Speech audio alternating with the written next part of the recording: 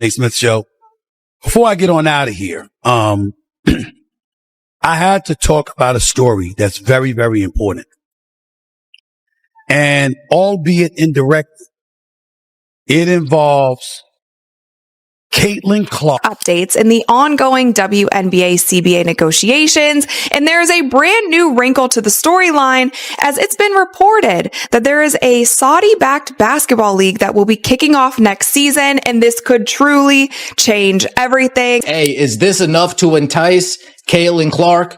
$20 million deal, 30, 40, $50 million deals. We are about to question everything we thought we understood about the professional sports hierarchy. For months, the story surrounding Caitlin Clark has been dominated by accusations of disrespect, harsh treatment, constant criticism, and the perception that jealousy has followed her from the moment she entered the WNBA. But while the league's veterans were focused on competing with the newest superstar, something much bigger may have been developing behind the scenes. We're not talking about a shoe deal. We're not talking about a routine maximum contract extension. We're talking about reports of a potential billion-dollar disruption involving women's basketball, an outside investment that could completely change the balance of power. Stephen A. Smith has recently discussed the possibility of major financial forces entering the women's basketball market, and those comments have added fuel to rumors that the Saudi Public Investment Fund could eventually explore a major role in the sport. According to the speculation, Caitlin Clark and Sophie Cunningham could be among the names attracting serious attention. If anything like that were to happen, pairing one of the most recognizable young stars in basketball with one of the league's most remarkable personalities could create a completely separate basketball attraction that the WNBA would have to take seriously. Stephen A. Smith has repeatedly warned that the WNBA needs to understand the value of its biggest stars. His argument is simple. If the league fails to protect and properly reward the players who are driving unprecedented attention, another organization eventually could offer them a reason to leave.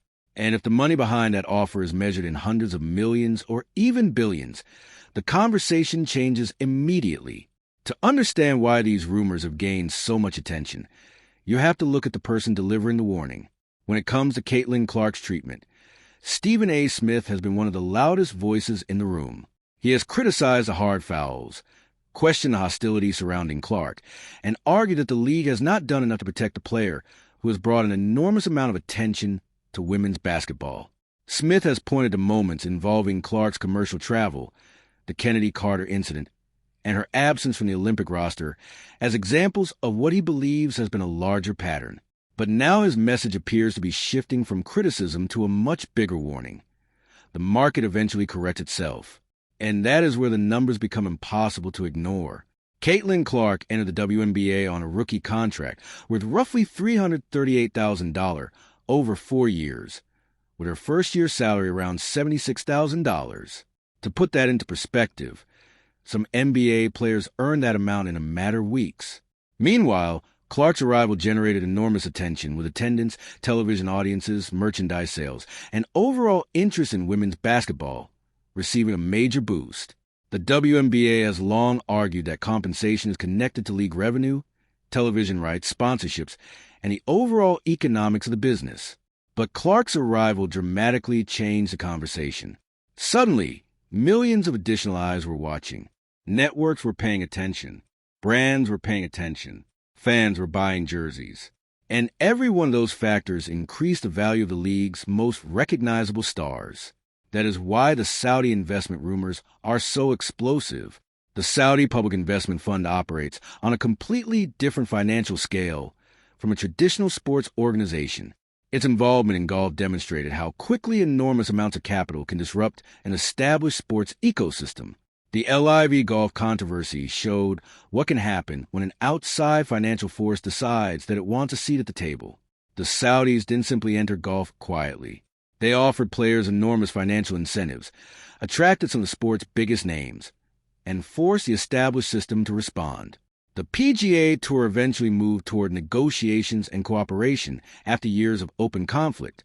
Now imagine a similar strategy being discussed around women's basketball. The circumstances are obviously different, but the underlying principle is the same.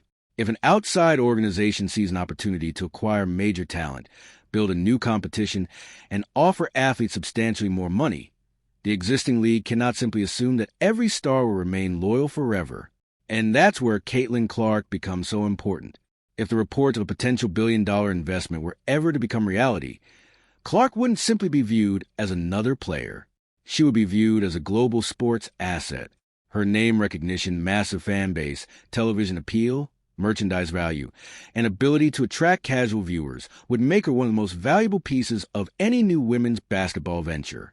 But a league cannot be built around one player alone. You need rivalries. You need personalities.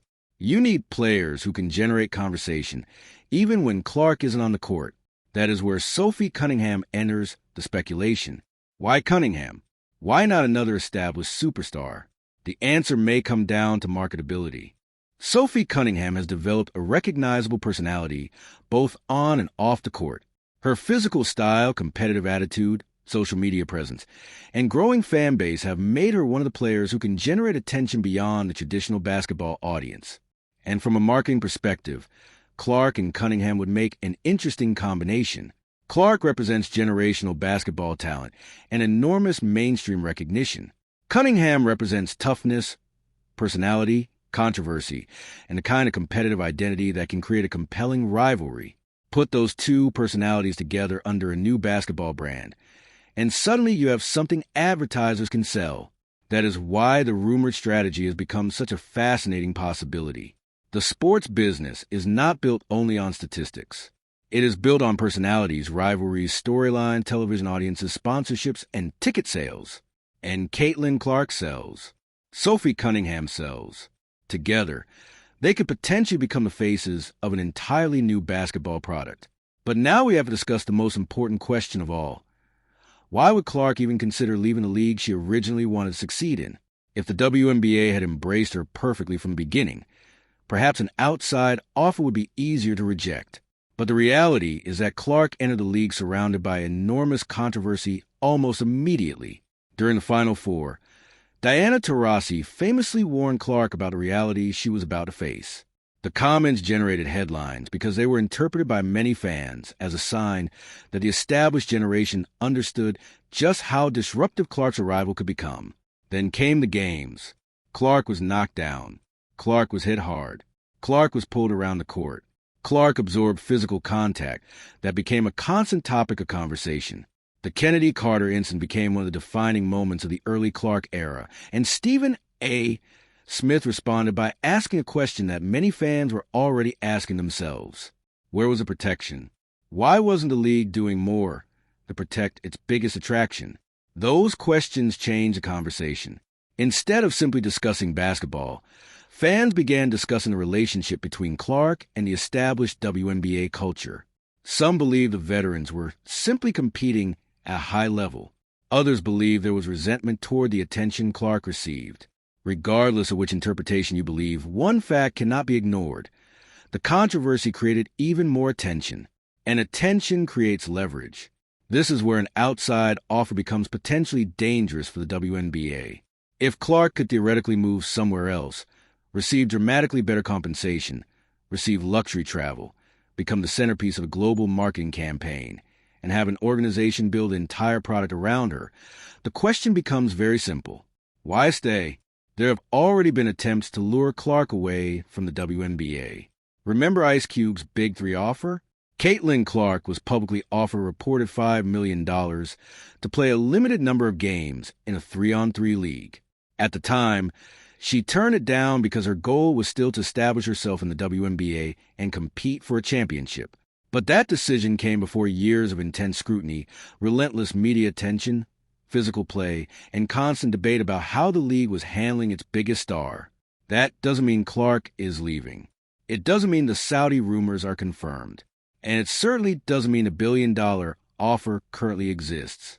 But it does demonstrate something important. Clark's market value exists outside the WNBA, and that is the part the league cannot afford to ignore. The rumored Saudi scenario would be completely different from a simple side job if a new organization were actually prepared to build an international women's basketball league around major stars.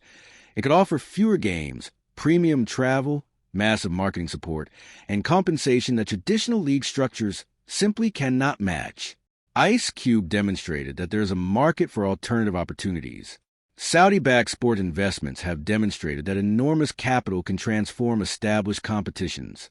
Put those two concepts together, and suddenly the speculation becomes much more interesting. Now imagine the situation from the perspective of WNBA Commissioner Kathy Engelbert's office. If these rumors ever became reality, the league would face a massive strategic problem. The WNBA is already negotiating and expanding its media rights business. Networks and streaming companies are being asked to place enormous value on the league's future growth. And what is one of the biggest arguments behind that growth? Caitlin Clark. The Clark effect has become part of the league's commercial story. Television audiences have grown. Attendance has surged in many markets. Merchandise has exploded. Social media engagement has reached new levels. The league can take those numbers to media companies and say, look at the growth. Look at the audience. Look at the attention. But what happens if Clark suddenly announces that she is joining a competing basketball organization? The entire calculation changes. Networks aren't simply paying for women's basketball in the abstract. They're paying for stars, storylines, rivalries, and audiences. If the biggest attraction leaves, the WNBA's negotiating leverage could take a serious hit, and that creates an extraordinary irony. The players who believe Clark receives too much attention could ultimately benefit from the attention she generates. The league that critics say has not done enough to protect her could eventually discover that losing her would affect everyone. That is the warning Stephen A. Smith has been emphasizing. You cannot expect the money generated by a superstar to remain inside your system forever if that superstar believes the system does not value her properly. And now we have to address the obvious elephant in the room. Saudi money. Whenever the Saudi Public Investment Fund becomes involved in sports, the conversation immediately expands beyond basketball. Critics point to human rights concerns and accuse Saudi-backed sports projects of attempting to improve the country's global image through athletic investment.